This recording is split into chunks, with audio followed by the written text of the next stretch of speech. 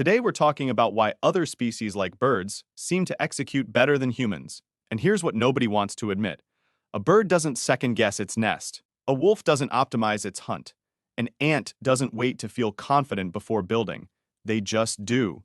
And somehow, without motivation, without discipline, without a single productivity system, they out-execute most humans. If you're someone who watches nature and feels envious of how effortlessly animals move toward their goals, if you've ever noticed that your dog is more consistent about their routine than you are about yours, if you've wondered why creatures with smaller brains seem to have figured out something humans with massive intelligence haven't, then what I'm about to tell you will explain everything. Because the reason animals execute better than humans isn't because they're more disciplined. It's because they're less conscious. And consciousness is the execution killer. Let me paint you a specific picture. A bird builds a nest. It doesn't research nest design. It doesn't watch other birds' nests and feel inadequate. It doesn't think, maybe I'm not cut out for this. It doesn't compare its nest to the nest in the tree across the way. It just builds, with no internal resistance, no identity conflict, no perfectionism. It builds until the nest is done. And then it moves to the next task. A human decides to build something, anything, a business, a creative project, a piece of writing, and immediately consciousness floods in. Am I doing this right? Is this good enough? What if I fail? What if people judge me? What if this doesn't work? What if I'm not actually capable of this? What if I'm wasting my time? The bird's brain says, build. The human's brain says, think about building. And that's the gap. Neuroscientist Jaak Panksepp spent his career studying emotions and consciousness across species, and what he found was profound. He discovered that many animals have emotional systems. They have drives, they have motivational states, but they don't have what humans have. They don't have executive self-awareness. They don't have the ability to stand outside themselves and judge themselves while acting. Animals are immersed in action. They're not observing themselves act. Humans, on the other hand, are constantly watching themselves, judging, analyzing, running parallel commentary on what they're doing while they're doing it. And that parallel commentary is a constant source of resistance. This is what psychologist Albert Ellis called internal dialogue, the running conversation you have with yourself while taking action. And Ellis found that this internal dialogue is often the thing that creates execution failure, not the external obstacles, the internal monologue. When you're working on something difficult, your internal dialogue is running constantly. This is hard. I'm not good at this. I should research more. Maybe this isn't the right approach. What if I'm wasting time? What if this fails? And every one of those thoughts is a micro disruption, a small moment where your attention splinters between action and self-analysis. But here's where it gets interesting.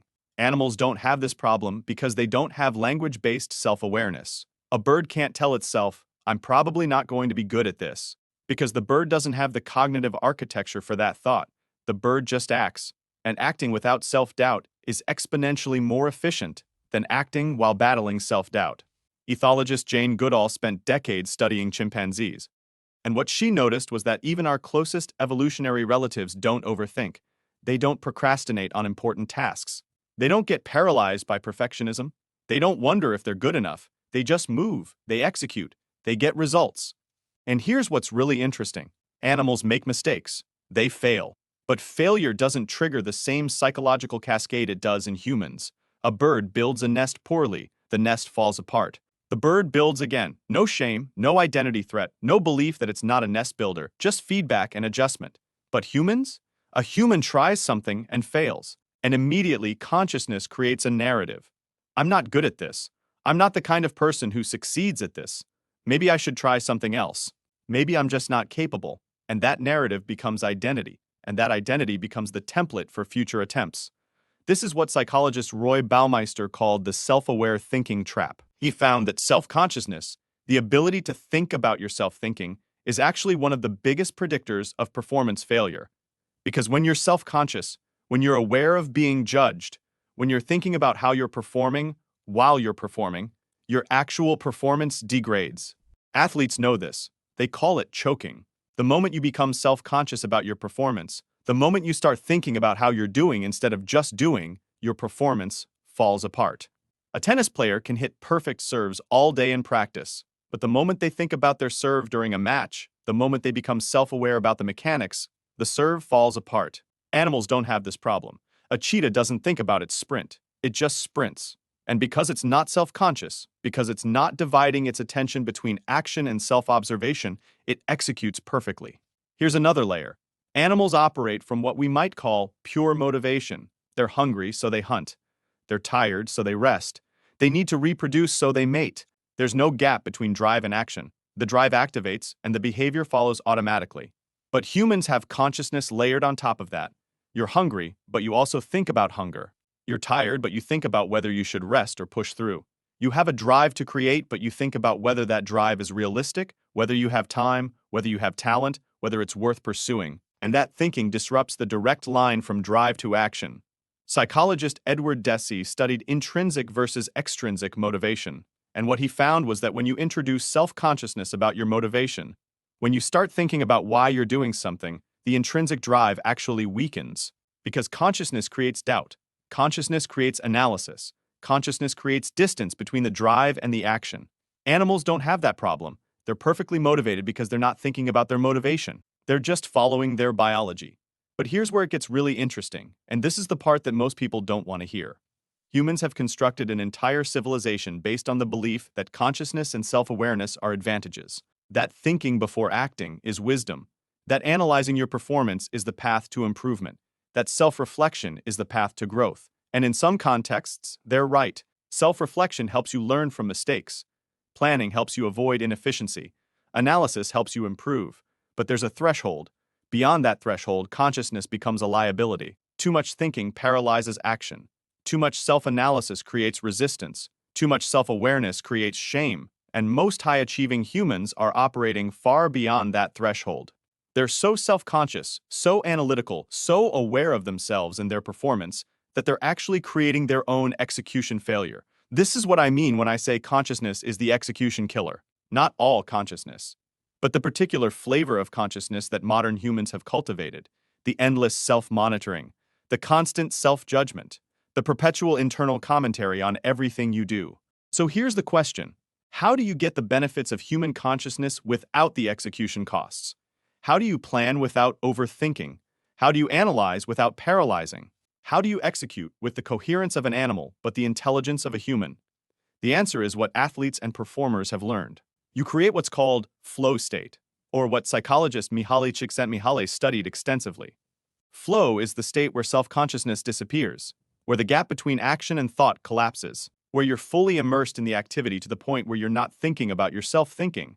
And in flow, execution becomes effortless, not because the task is easy, but because your consciousness is no longer interfering with the action. You're operating more like an animal, fully present, fully committed, no internal dialogue disrupting the process. But here's the problem. Flow doesn't come from trying to achieve flow. Flow comes from removing the conditions that prevent flow. It comes from reducing self-consciousness. It comes from creating environments where you can't observe yourself. It comes from removing the audience, the judgment, the self-monitoring. When a bird builds a nest, it's not thinking about the nest. It's just building. When a cheetah hunts, it's not thinking about hunting. It's just hunting. There's no gap between consciousness and action. And because there's no gap, execution is pure and efficient. Humans can't achieve that completely. We can't turn off consciousness, but we can reduce it. We can create conditions where self-awareness diminishes. We can build systems that automate execution so the thinking part is invisible. We can practice tasks until they become automatized, which means the conscious thinking disappears.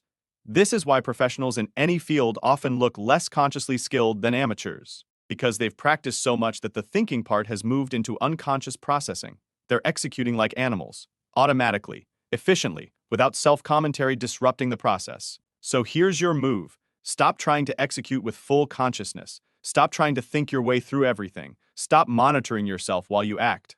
Instead, identify one area where you've been overly self-conscious, where you've been observing yourself perform instead of just performing.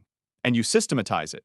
You remove the conditions that create self-consciousness. You remove the audience. You remove the evaluation. You remove the judgment. You just practice the action repeatedly until your consciousness retreats into the background, until the action becomes automatic, until you can do it like a bird builds a nest, without thinking, just doing.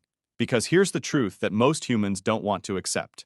The part of you that thinks you're not good enough, that doubts your capability, that wonders if you should be doing this, that part of you isn't helping. It's hurting. It's the byproduct of consciousness that evolution never intended to be your constant companion. Animals are better executors than humans not because they're smarter, but because they're less aware of themselves. And less self-awareness, in the context of execution, is an advantage. If this explained why you overthink execution when you should just be executing, subscribe. Next time, we're breaking down why your greatest strength is also your deepest liability, and how to weaponize that paradox instead of letting it sabotage you.